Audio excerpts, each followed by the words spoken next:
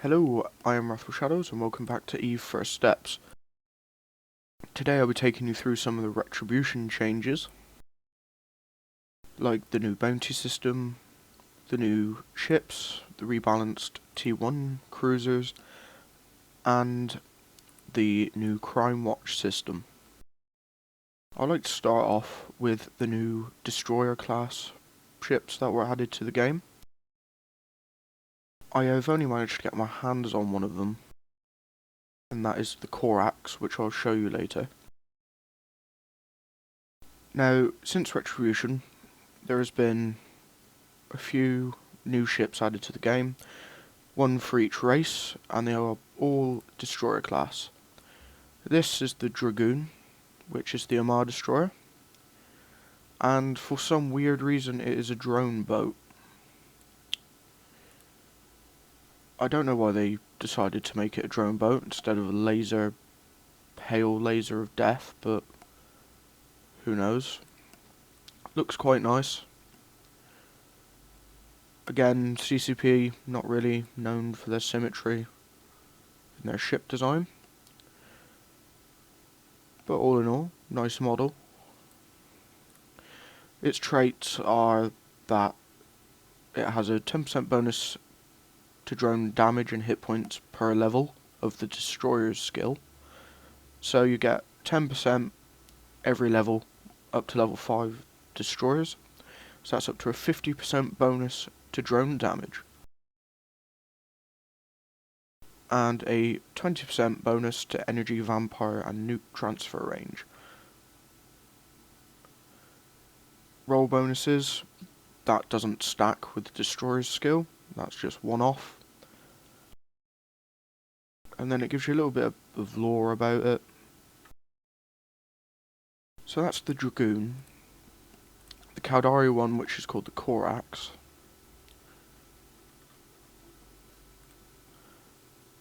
Make that a bit bigger. There we go, perfect. Looks a lot like an aircraft carrier, but is one out of the two that is not a drone boat. No, with its model you would think it would be a drone boat, since it looks a lot like a ship. It's got fins there, and it looks a lot like a US Navy aircraft carrier, or any aircraft carrier in general. But its bonuses are light missile and rockets. Light missiles, I think, are longer range, less damage. Rockets are shorter range, insane damage. And it gets a bonus to kinetic damage, which is the Scourge, rockets and light missiles. So that will only apply to the missile that deals kinetic damage. I'll find it in the ammunition charges section. Go down to light missiles, standard, yep, there they are, Scourge. So that 5% bonus only applies to Scourge missiles. I shouldn't have got rid of that. If I go back down to ships, and destroyers, and Caldari. And it gets a 10% bonus to light missile and rocket explosion velocity. So that means that it'll be able to hit smaller targets a lot easier. Max velocity, it'll be able to shoot further. And again, it gives you a little bit of lore behind it. The Galante one, as everybody expected, is a drone boat, since that's the Galante thing. Very nice little features there on the wings, where fighters should probably be deployed. All in all, it's been designed to look very much like a drone boat. Hard points there. And it's 10% bonus to drone damage and 10% bonus to small hybrid turret tracking. And I think it's all of them have the 25% bonus to drone micro warp drive speed and more lore.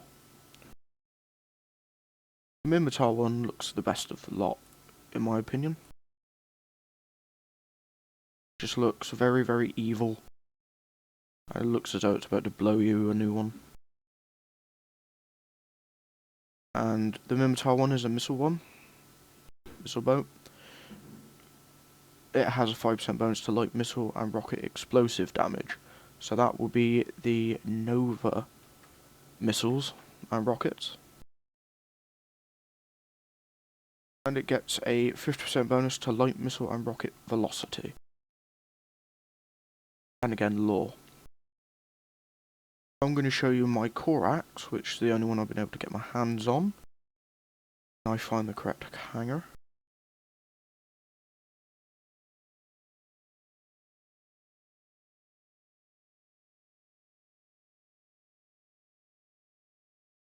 And somebody's been in my core axe. Grr.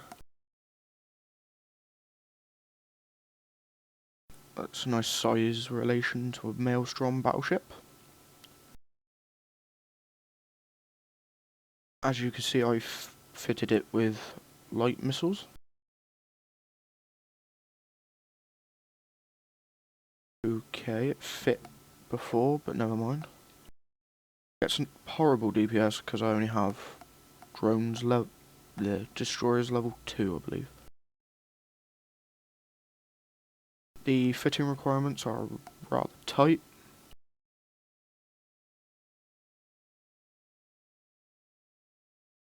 There we go, I get 107 now. Rather tight fitting all around.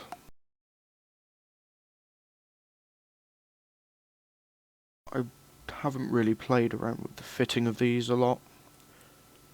It's quite fast at nearly 300 meters a second with no prop. The prop mod on, it goes up to 500. It's a quite little fast little ship. I think that these ships are going to be the only ones capable of doing a planetary strike. I'm not sure of that though. I have to wait for dust to come out to find out. So yeah, that's my core axe. My opinion, it's rather badly fit. I just knocked this together on patch day in Amar.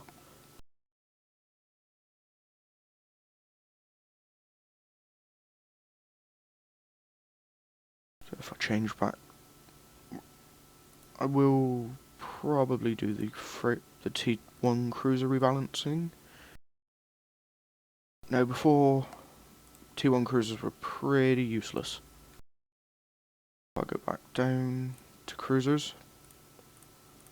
Standard cruisers. They've all been done. They've all been given kind of a class within a class. Like combat cruisers, support cruisers, and attack cruisers. And they've all been buffed to a certain extent. Which actually makes previously unused ones like the Scythe usable, because it's had its mining bonuses taken away from it, and been made into a mini Logi, like it should be, because the T2 variant is a logistics ship, which focuses on healing other player ships. Gets 12.5% bonuses to shield transporter boost, and reduction in shield cap use, and then 1000% bonus range, and 100% bonus to logistic drones repair amount. It's actually made them quite useful now. The Rupture, which is what I'm flying now, has had its damage brought up a bit, and been given an extra high slot. Or I haven't fit anything though. Either one.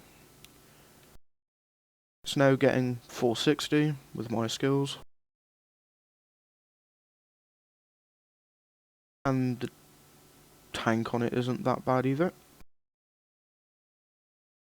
All the T1 cruisers have been done up like this. The Blackbird, obviously was a support cruiser before, but it's had its ECM and Yep, ECM bonuses brought up a bit. Caracal's now an attack cruiser. The attack cruisers are fast, get in, shoot stuff, get out type of ships. And the Moa is now a combat cruiser, which is the stay, tank it, and still rain death. And the Osprey, like its T2 counterpart, has now been moved to a logistics kind of role instead of useless. Same with all the Galante ships. Kind of been made a little bit less. They're still not as good as their T2 counterparts, but they kind of do the same kind of thing for less skills. So it's to ease players into the T2 variant and to make them more useful again. I mean, I'd see nobody flying, and if I can pronounce it properly, I would see nobody flying an Exquire, however you say it. I've never seen these being flown, but now I've seen quite a few in the last few days, and I've never seen anyone fly a Celestis ever. But they're being used again. Apparently CCP is going to be trying to do it with everything. So they've done frigates, cruisers this time. Possibly in the summer expansion they'll do cruisers, battle cruisers, and maybe battleships. I forgot to mention that yes, they did the frigates as well. Same way. Support frigates, attack frigates, and combat frigates. The combat frigates are the ones that are designed to tank damage and sit there. The combat frigates are designed to deal damage and leg it again. And the support are designed to play havoc with an enemy fleet or heal your fleet. Now the new Crime Watch system, if I can demonstrate it, I'll do a quick system scan while I'm talking, and it's basically timers that will appear in your top left. Well, that sucks. Top left. There are 4 flags, I believe. There are the "You have attacked a Capsuleer" flag, which is red and will prevent you from logging off for 15 minutes. Then there is the yellow "You have attacked an NPC" flag, which will stop you logging off for 5 minutes after attacking an NPC. Then there is the suspect and criminal flags. A suspect flag, whatever you did to earn that, will allow Capsuleers to attack you in any space, even in high sec. And the criminal flag will mean everything will be coming for you, including Concord. Now, to stop Capsuleers being tricked into, I would suppose, or accidentally gaining a criminal flag, the safety system has been put in place. Full safety, as it says in the tooltip, will prevent all actions that would give you a suspect or criminal flags. Partial safety, which I usually fly on, it's not really, doesn't matter in a wormhole, but anyway, it will let you get a suspect status or a suspect flag, but it won't let you get a criminal flag. Disable safety takes it all off, and you can get any flag you want. So, now I'm going to move on to the lovely bounty system, which does work now. It's amazing. In the big E, at the top of your Neocom, you will find this, and then business, and then the bounty office has now been added to the Neocom. You'll get this, which is, this is the most wanted, top character with the highest bounty on him. This is the top 10, the top bounty hunters. Ooh, looks he was top, but now he seems to have been knocked off. Quite a lot of ISK claimed. Down the bottom there, top 10s. All these menus are top 10s. And the bounties that I've placed. I did place a bounty on myself. It was funny. In court, we all placed a 10 mil bounty on me, which has all been claimed now, actually, after I lost my Tengu the other day. Now, to claim a bounty, or to place a bounty rather, all you have to do is find a pilot. I'll try this on a mirror. Lovely court mate. Go right click him, go to pilot, and place bounty. If you show info on a pilot, it'll be right there. Now, to claim a kill right, if someone has one up for sale, when you click a player who has one, there'll be a target icon in the top right here, which you would click, and then click again if you want to buy the kill right. Be careful when you do buy them though, because I got stung the other day for a 25 mil kill right, and that hurt, because especially when the guy docked back up again. So always be careful with the kill rights. If in the overview, I have a tab for it.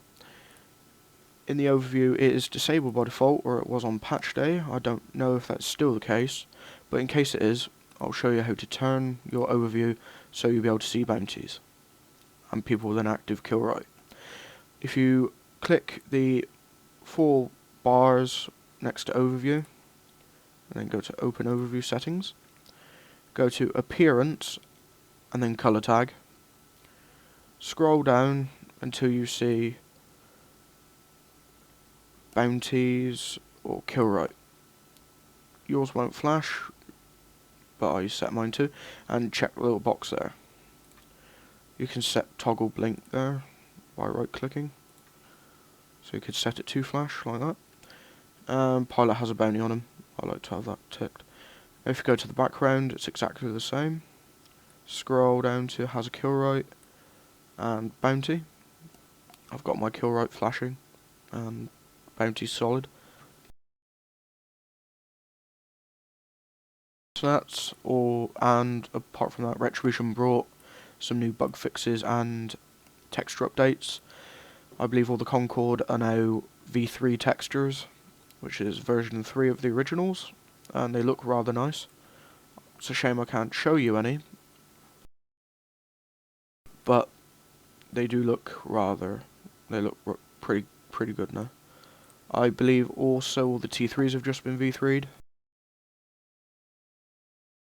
I didn't really notice anything on the Tengu apart from it looks a little bit tighter.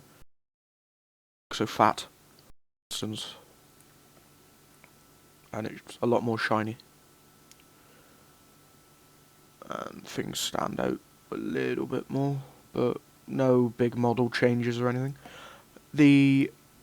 Talking of model changes, just reminded me that the particular cruiser that everybody had been crying about was the Stabber.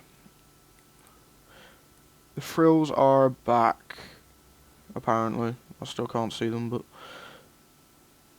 apparently I read a blog and getting a bit annoyed. That was silly of me. We're getting a bit annoyed with the Stabber model. Apparently it didn't feel like the Stabber anymore. But they've added back the frill. They've really made it look quite badass. Especially with the head there. Reminds me of a dragon. And anything that looks remotely like a dragon reminds me of a dragon. That's it for this week. Sorry it's a day late, but yesterday there was a few problems with the recording. Hope to have that fixed, and next episode should be on time.